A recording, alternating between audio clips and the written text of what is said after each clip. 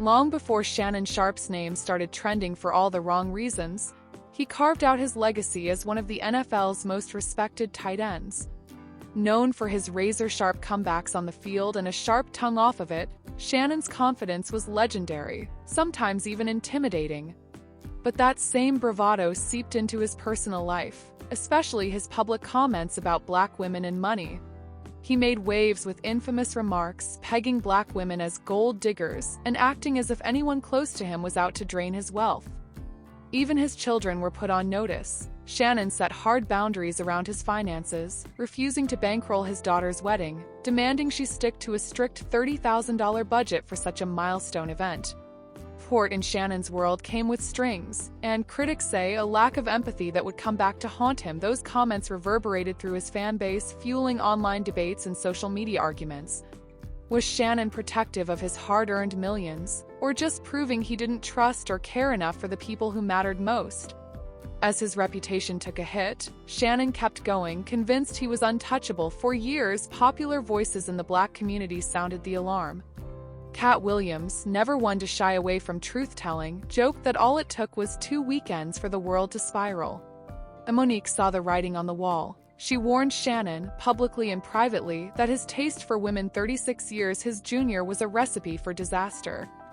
"Date your age, not just your wage," Monique pleaded, calling out a pattern of behavior that most would rather sweep under the rug. But Shannon brushed off these warnings, doubling down on his philosophy. In a now infamous exchange, he announced, "I want to date my wage, not my age."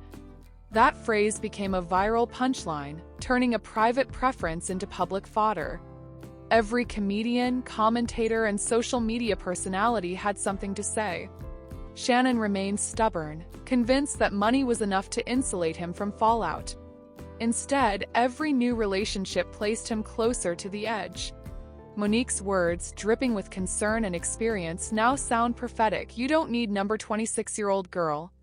You need someone to rub your feet and make a cake." But Shannon's determination powered him past every warning and right into disaster. With every public appearance, Shannon's reputation for dating much younger women solidified. Fans and critics alike watched, amused and appalled, as his choices mirrored those of so many high-profile men who let wealth dictate their actions. On podcasts, YouTube interviews, Clubhouse drop-ins, and NFL recap shows, Shannon would joke about keeping it spicy and dating his wage. But soon it was more than talk. Social media sleuths dug deeper, finding patterns: women often decades his junior, relationships blossoming and imploding just as quickly. His Instagram became a minefield for viral comments, memes, and perhaps even cautionary DMs that never got read. The narrative had shifted, and now it was just a matter of time before the skeletons emerged. Those jokes about age and money became the soundtrack to an impending scandal.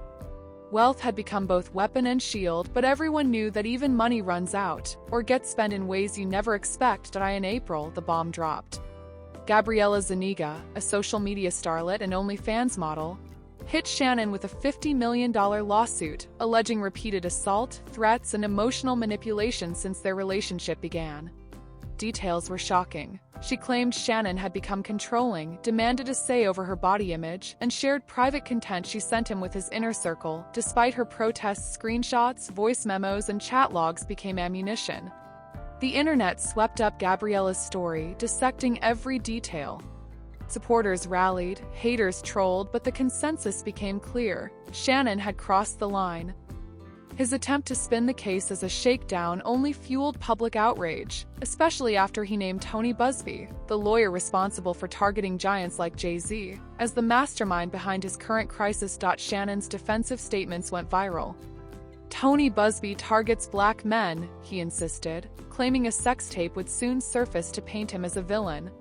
But victim blaming played worse than ever, especially when years of disrespect towards black women became a matter of record. Gabriella's lawsuit pulled back the curtain on how far money and fame could mask bad behavior, and how quickly the mask could fall. The backlash was immediate and merciless. Every podcast, TikTok, and Twitter update seemed to have a new angle. Monique, Cat Williams, Bow Wow, Cheryl Underwood, Lil Yachty, and countless others all joined in urging Shannon to wake up, accept his losses, and stop pursuing younger women who ended up costing him more than he bargained for. Gabriella's settlement announcement stunned everyone. Today I have decided to retire from OnlyFans. Thank you for the incredible support. I am truly excited for this next chapter. Rumors swirled that Shannon paid her $23 million more than his entire NFL career earnings to close the case. The man who refused his daughter a proper wedding was now shelling out generational wealth to someone barely in her 20s. That financial transfer wasn't just a payout, it was the blueprint for more trouble. Lawsuits cropped up. Insiders whispered that Shannon's lavish lifestyle was now funding other people's futures, not his own. The stingy headlines that once seemed like jokes now cut deeper than ever. Professional consequences followed personal ones. ESPN, the network that once locked Shannon into a $50 million contract, wiped its hands clean, showing him the door without warning. Just when Shannon's brother was entering the Pro Football Hall of Fame, a moment of pride and legacy, the rug was pulled out. Shannon went public with his disappointment, but the business world doesn't run on sentiment. Sponsors distanced themselves, new deals dried up, and for the first time in decades, Shannon's future was uncertain as he pivoted to podcasting and online platforms. Fans wondered whether the Shannon Sharpe brand could ever recover. The man who seemed invincible now faced a mountain of bills, reputation hits, and a career in crisis. Gabriella's lawsuit quickly became a how-to for others. Within weeks, more claims rolled in. Gemma Alita Tillman filed a $20 million suit, claiming Shannon and his circle ruined her reputation. News outlets latched on, and Shannon's legal team found themselves fighting battles from every direction: defamation, emotional distress, lost career opportunities. Suddenly, lessons that should have been learned in private were splashed across every trending hashtag. Shannon, once the master of financial discipline, now struggled to control where his money went. The communities that once rallied around him turned his downfall into an example for the next generation. Watch your choices, because sooner or later your blessings will leave you too. Shannon Sharpe's saga isn't just gossip. It's a story packed with hard lessons about money, fame, and relationships. The man who prided himself on discipline lost a fortune to lawsuits, settlements, and broken trust, building legacy for everyone but his own blood.